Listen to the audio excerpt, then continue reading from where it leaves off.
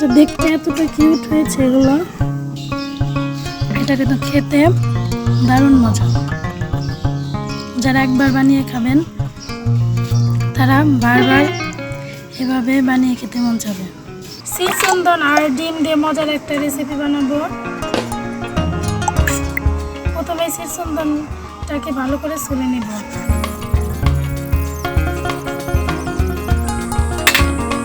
ছুলে নিয়েছি, এখন একটা পানিতে ধুয়ে নেব।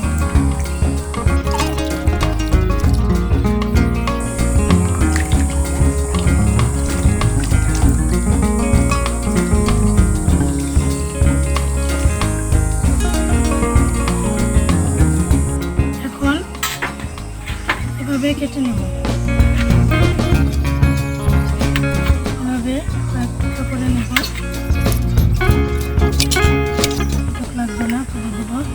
এখন এই ভেতরে যেইটা আছে এগুলো বের করে ফেলবো।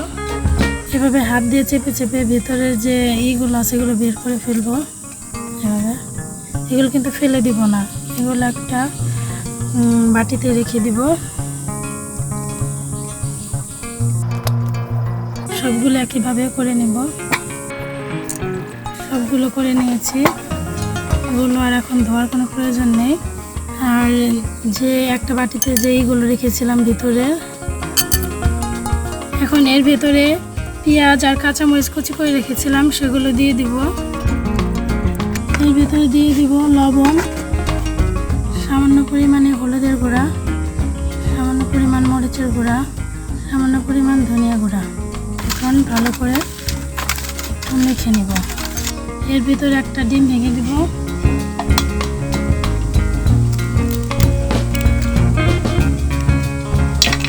ডিমটাকে মিক্সড করে নেব।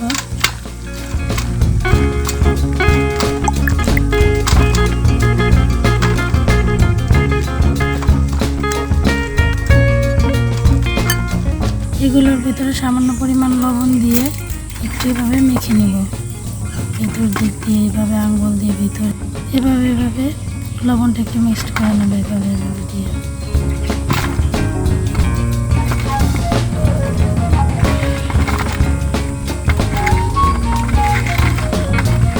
এখন রান্না করে নেব।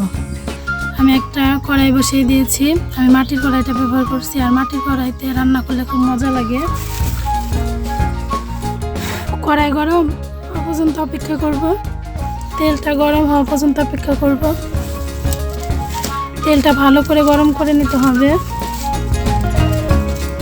তেল গরম হয়ে গেছে, এখন একে দিয়ে দিব, এভাবে বসিয়ে দিব।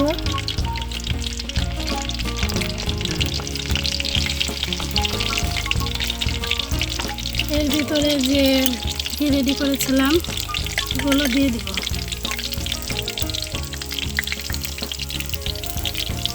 এভাবে ভরে দিব।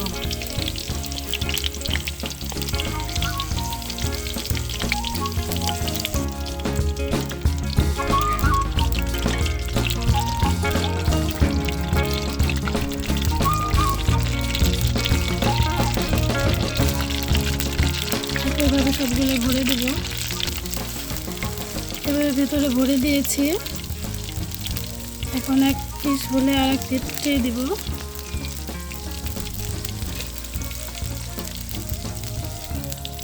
এখন উল্টিয়ে দিব।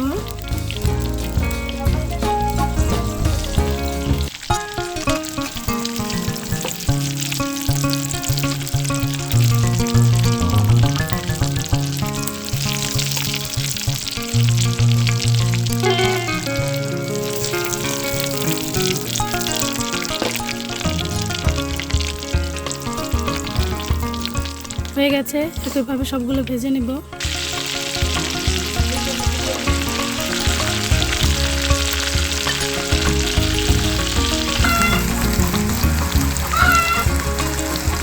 রান্না হয়ে গেছে।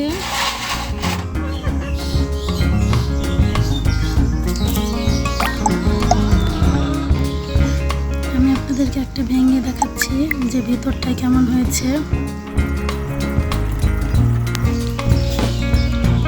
এটা কিন্তু খেতে দারুণ মজা। যারা একবার বানিয়ে খাবেন তারা বারবার এভাবে বানিয়ে খেতে মন চাবে। তো দেখতে এতটা কিউট হয়েছে এগুলো।